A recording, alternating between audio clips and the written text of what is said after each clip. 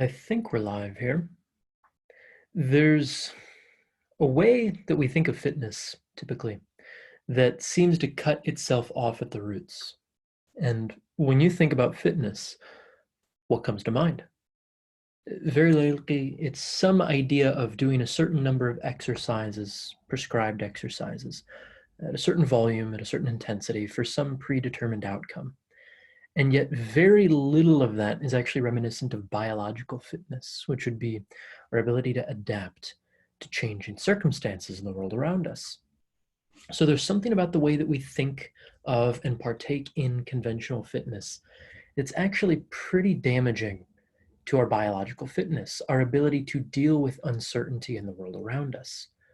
Because, of course, in the conventional sense, you go to the gym, you have your plan, you do your exercises, you clock each of them in a certain measured way, and you clock out. You go and then deal with the rest of the world. But life, again, doesn't lend itself to neat, easy compartmentalization.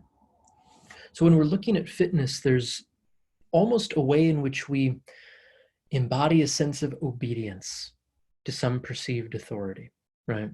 Some trainer, some guru, some therapist, some specialist gives you a predetermined list of exercises because they seemingly know better than you and they know what to do. And most of us don't think to question that. But then by extension, we run into a bit of an issue when the experts don't know what to do either. The question remains, how do you train to actually deal with an uncertain and an unpredictable world? As has been made very apparent for us, very few people actually know what to do. Anyone who claims with a level of certainty across the board, like, I know what to do in this whole corona situation, well, they're lying and likely trying to sell you something. Yeah, there's a coercion taking place. So there's a way that when we partake in conventional fitness, we acclimate ourselves to a level of obedience, again, to a perceived authority. And we're reticent to actually claim that authority for ourselves, to make our own plans, to find some comfort with uncertainty, with not knowing what to do. And this is problematic for us when life inevitably forces us into a situation where we don't know what to do. So again, the question is, how do you actually train for an ability to adapt to a changing world? I'm not convinced that it's by going through rote repetitions of a number of exercises simply for the sake of developing muscular hypertrophy or a particular range of motion. I don't know that that actually equips us psychologically in order to deal with uncertainty in the world around us.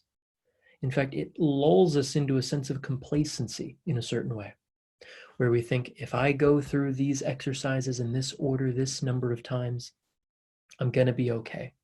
I can check that box, I can move on with the day, I can post to social media, and I've done something. And yet again, there's a question of applicability. You've done something that trains you toward a predetermined outcome. You know where you're going to end up.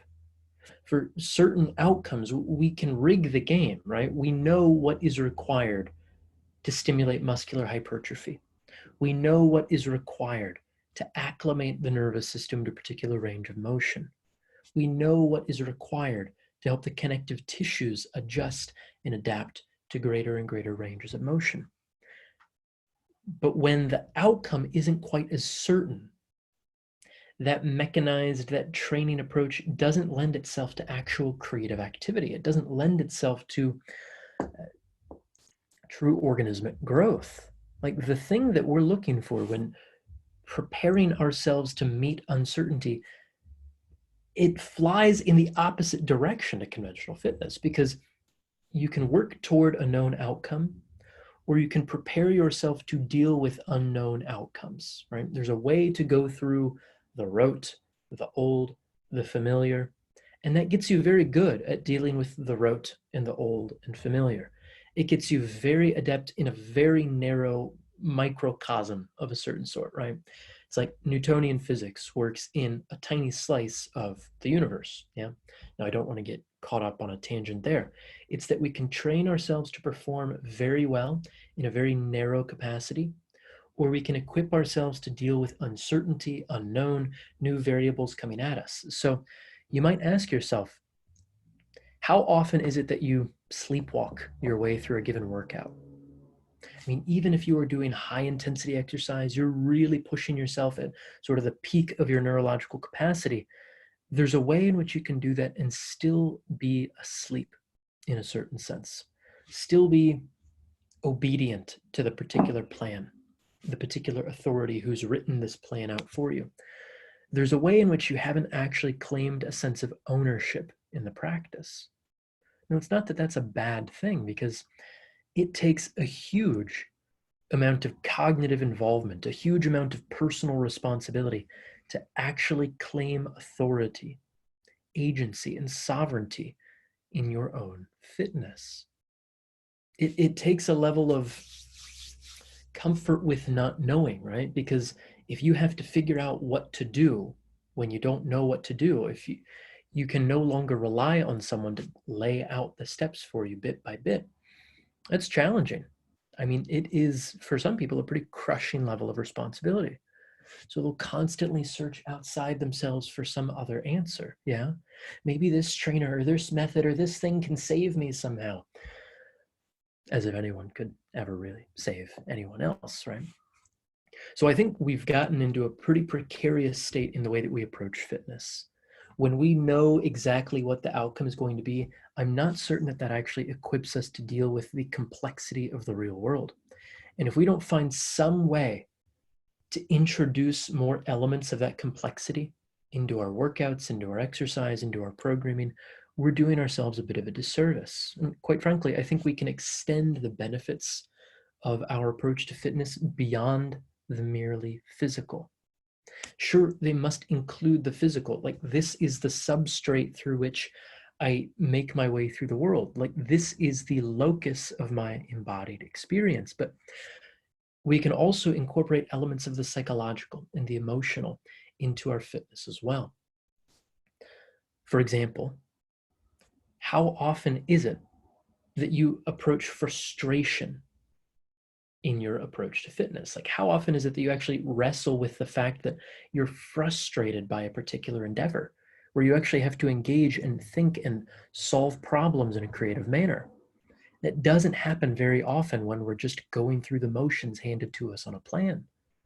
Or similarly, what do you do when you find something that you're unable yet to do? Like, you might find yourself in certain situations where you can't do a thing. And how often is it that you're able to check in and think, well, what happens for me when I can't do a particular thing? That's a challenging proposition for a lot of people. It's threatening to a worldview, it's threatening to a sense of self. But isn't that what true fitness is all about? Is helping us confront those edges of what we can do and can't yet do, and helping us find some sense of composure on the borderline? I mean, it's one thing to slap yourself in the head and pump yourself up and get very hyped and go and torture yourself trying to rip a bar off the ground. But it's another to actually deal with complexity and have to think through, to have a certain level of cognitive engagement in the workout that you're engaging in, right? There's a way we can work out and train, and there's a way we can learn and test, right? And adapt. Now, we're going to find biological adaptation in both of these scenarios. We'll develop certain capacities within our musculoskeletal system. We'll increase our ability to do work. But is all we're here to do work? I don't know. Maybe it is. Like, maybe that's all that fitness is for you, is just to get better at toiling. But I think there's a difference between toil and work, where if we're deliberate in the way that we engage in what it is we're doing, we can actually find a sense of ease, of elegance, a certain beauty to the work. I found this myself in particular as I've been exploring deadlifts more and more recently. Used to be in love with them, fell out of love with them, got back into them. And I've actually put on about 40 or 50 pounds to my maximum deadlift, not by going and just like manhandling the bar or like manhandling myself into it, but by bringing a level of curiosity for certain specific factors, like where is it that my feet make contact with the ground, and based on where my feet are arranged underneath me and where my pelvis and head are in relationship to the feet, what does that mean for my ability to generate force? And then, of course, after I've lifted a bar up a certain number of times, well, then what? Like, what does this actually mean for me in terms of the way that I live my life? So I've increased my ability to lift weight away from the ground. Okay, to what end? Like, what's the transfer out into the broader picture of human life? I've increased capacity in a narrow domain of fitness, but does that mean anything for the way that I carry myself in challenging conversations in a relationship? Has that changed anything about my ability to maintain a sense of emotional dignity in the face of this widespread grief and suffering and existential dread that we find ourselves in now? Again, fitness has been shrunken into narrower and narrower and narrower domains of utility.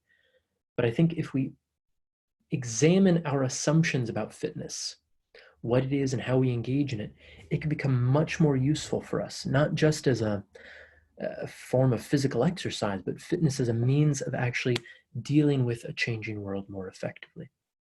So I don't have any set answers in this particular thing. If you're looking for set answers, it's perhaps worth exploring whether you've ceded some of your authority out into the world around you and what might be necessary in order to reclaim some of that authority for yourself. If you're constantly looking outside for answers, you're going to be looking for a good long while. It's not that it's a bad thing. There are times where we simply don't know what to do, and someone may, in fact, know what to do. But when we find ourselves in situations where we don't know what to do, and in fact, nobody knows what to do, that's where we have to get a little bit beyond the purely physical, biological approach to fitness. That's where perhaps our training can actually affect more and more domains within our lives. So, curious to hear what you think. If you have any questions or comments, drop them below. Would love to hear from you.